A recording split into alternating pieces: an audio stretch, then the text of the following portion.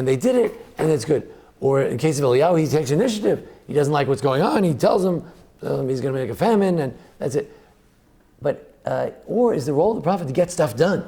I called my son Natan because Tani, because Natan knows how to get stuff done. There was a bad king. He stole someone's wife. He killed somebody at battle who was a good soldier. And Natan gave him what for in a way that the king could hear it and made him repent. And he succeeded in getting to repent. That's a prophet. What are these prophets? They give him lectures and they go away. You get paid your big fee and you take your briefcase and you go back home. So you could say that Elijah, as much as we venerate him and all that, obviously he was one of the holiest men. No one denied that. One of the holiest men described in Tanakh. But effective? Not in the slightest. He's too negative. And Elisha is a little more successful. But it could be that they didn't merit to have prophets that were as good. But that's putting a lot on the leaders. But the Northern Kingdom was just a big flop from a religious perspective from day one. And they say that it was all because Yeravam made him do it. In other words, they were just trying to rebel. They didn't want to pay so many taxes. They would have been happy to perhaps have a relationship with Jerusalem or celebrate the regular holidays, but they didn't. Probably, we see later on, we saw in Yoshua, the tribes that were far flung, like in the other side of the Jordan, it sometimes felt like they needed to have another temple, like the Reuven, because they felt disconnected from Jerusalem. I mean, what kind of plan is that to have in sort of semi-central south? You have a capital, and there's a whole big country way north of where he's from, right, with the northern border of Israel. There's another country, Israel goes way into Lebanon to Tyre and Sidon, and what kind of religion is it where the capital is so far south? So it could be that the people were prone to this idea of like, we'll go to Jerusalem once in a while, but we have to have our local temple. They just discovered some other temples in Jerusalem, and someone was telling me about Arad. Jews always like to have more temples because the idea of having one temple that you go to 3 times a year was not an appealing idea. And as soon as the Yeravam said, let's have some other temples, they were all over it. They probably already had their own temples all over the place anyway. Because who's going to listen to this idea that there's only one Judaism, one place, one Kohen, and it's over there, and you have to walk there 3 times a year? Even if you show up, they say in the days of Hannah, nobody was walking. They went to Shiloh, but nobody else came. And also you need to remember that this book of Dvarim was lost. No, not this book. Oh, that book. The book of Dvarim was lost somewhere, and they only found it, I think 200 years after. Yeshia. 200 years after that, found that book. So the law of coming. Doing all the thing in one place is unknown at this time. Well, don't forget, it does say Shalosh Shvatim Tachog Li Bashana. It says in Shemot. It does say that. But it's very not realistic to people that are farming in the north to leave their farm, to leave the animals, to leave the field, and to ride on a donkey to Jerusalem, which will take them 3 days, be there 3 days, go back 3 days. Yes. Do this street that it's a tremendous... physically they cannot do it. Yeah.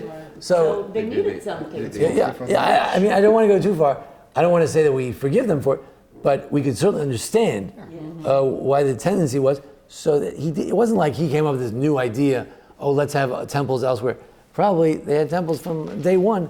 Even Solomon was making temples for idolatrous things. In Jerusalem, the idea of one temple, which I believe, so now we can ask a question. Why did God suggest one temple? Shouldn't there be multiple temples? And it seems that the idea is of one God. You could even suggest that God didn't like temples.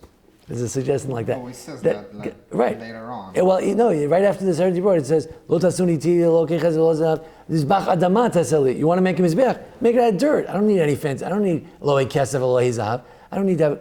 So one of the ideas is that God doesn't want you to have any temples. He just wants you to worship God, period. And once in a while you can go to the temple. You like a temple, you can go there once in a while. But he really was against sort of organized religion. It's a radical sort of idea. But that really there wasn't supposed to be organized religion. It was a concession, the idea that you go to Jerusalem. All right, you want to have a place where you think God is there. All right, we'll have one place. But That's not the essence of religion. Is being good to your neighbor and giving charity and worshiping God and all these different things. So that's another suggestion. In any event, we have 0 time left. Let me just tell you what's on these sheets here. Why was Yeravam chosen? So the rabbis do have an idea that Yeravam was really a great scholar. So it's interesting, in other words, you could say, crazy rabbis. But you could also say that, in other words, God doesn't pick a lemon. He must have been a righteous person to begin with. What else? There's a verse in Hosea which gives some intimation that the Ephraim deceitfully put their temple in Beit El. There's a conflation of a few verses in Hosea. There may be some hint to that the idea of putting a temple in Beit El was supposed to sound Jewish. They have a temple in Beit El. I mean, where else to have a temple other than a place called House of God? And Jacob dreamt there. We talked about Aaron being the model. We talked about why people bought into the radical change because he may have just moved a month. We talked about that he probably didn't let people go down south. Is there anything redeeming about his wife?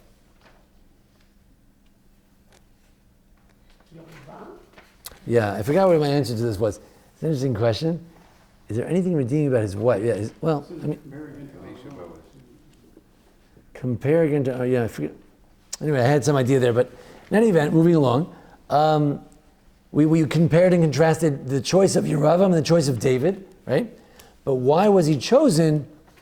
We said that he did begin, if we asked the question at the beginning, what motivated Yeravam at first? It was a just cause.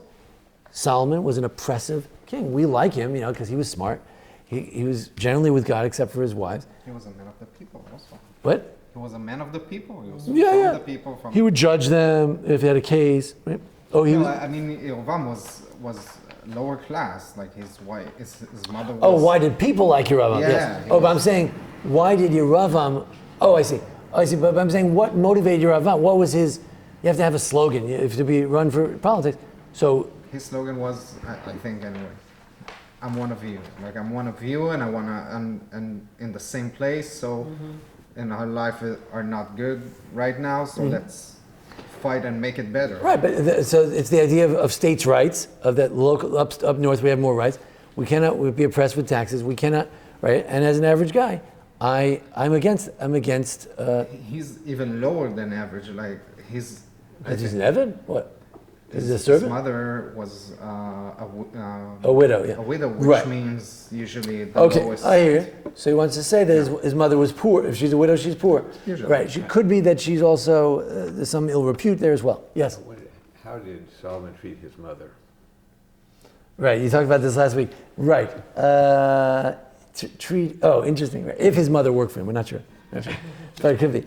Now, so one second. So he starts off with somewhat of a good cause. The cause to liberate the North from the oppression of the South, taxation without representation, right?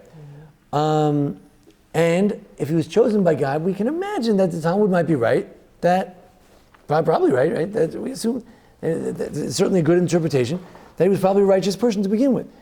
But then, what was he all about? In the end, what does he turn out to be all about? So the Talmud says, Herim Yad Lamelech, he put on his tefillin in front of Shlomo. He had a gasut ruach. He had a certain haughtiness. Once he becomes king, there's a certain haughtiness that comes to him. And as he said, he was afraid that he would be the only one they go to Jerusalem, the other king would be sitting and he'd be standing. And what else? But finally, I love this Gemara in Sanhedrin. It's a beautiful Gemara. What does it say? So I'll translate it freely. You can look on the last page, page 5, top of the page. The verse states, after this, Yeravam didn't go away from his bad ways. What does that mean? Rabbi Abba says, God grabbed Yeravam in his coat like you're grabbing someone to shake some sense into him, and he said, do tshuva. And you and I and the son of Jesse, who's that? David, we will take a walk in Gan Eden. In other words, The kings of the world will be God, Mashiach, David, and you. We're going to be together. It's going to be three, the triumvirate of leadership of the world. After all, whose throne is David sit on? Kisei Hashem. The throne of Jerusalem is the throne of God. The king of Israel is the king of the world. God, David, and Yeravam, the great Yeravam, will also be a partner with God. There will be no three parties as important as God, Mashiach, David, and Yeravam. That's why Hashem says, do tshuva. You're going to be the most important of the three people in the world. So he says to him, Mi barosh. So he says to him, but if we walk together, who walks in front? Obviously, you're God, you walk in front, but between me and David, who walks in front? He says, no, Ben Yishai barosh. The son of Jesse, he walks in front. So he says, Yachi lo bina. If that's the case, forget about it. So in other words, God said to him, you're going to be king of the 10 tribes. You'll be king for generations. He says, yeah, but who's going to be in charge? David? Yeravam? Who's going to be more important? Forget about it. I'm not interested. Now, you could say that it's like the Gemara Menachos. At first, if someone said to me, go up, if someone said, be the rabbi, be the president, be the leader, I would tie him up before a lion and I'd throw him in the garbage. I would kill him. If someone said, I should be the rabbi of the Anshe Sfar, I would say, me? Who am I to be rabbi? And I would throw him in front of the lions. But now that I've come to power, now that I'm used to being a rabbi for 23 years, for 30 years, if anyone said, sit down in the back seat, you're just one of the guys, I pour hot water on him. So Yeravam, when he first comes to power, we don't know if he's such a bad guy to begin with. God chose him.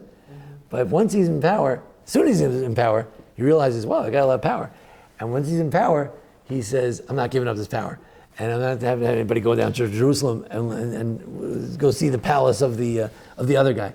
So he may be a person who shifts very dramatically from being the good guy that God chooses to being the bad guy that we all know and love as Yeravam, who is the model of evil and doing evil in the book of Malachim.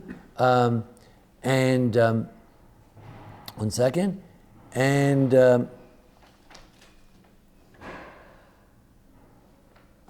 yeah. So that's I think what I want to leave you with is the idea that Yeravam may have started with something of a cause, a man of the people, fight for the people, the rights of the people. Right, the other king Yeravam thought he was just going to lord over everyone, and he's fighting for their rights not to be taxed. It goes back to the very notion of kingship, which the prophet Shmuel already told us that the king is he's going to take your kids and overtax you, and he's coming to say, no, let's not overtax you. Let's not tax people who are not even getting the benefit of these things. It's all for the South. So he starts with a just cause. He's chosen by God, but in the end, his ego gets to him. And he refuses to have any association with the South, even though the South's not even fighting him. This is a bloodless revolution. It's a remarkable split. Later, there is some civil wars. Later on, there are some civil wars. And earlier, there had been a civil war at the end of the book of Shoftim. But right here, there's no real civil war. So in any event, a fascinating rebellion, and one from a spiritual point of view, from a religious point of view, a great travesty, because all the northern kingdom became evil. And to this day, we're still looking for them. We're still looking for them to come back. Yes. What do you think would have happened if Rehoboam would have been king and there wasn't any? If what? If there wasn't a division.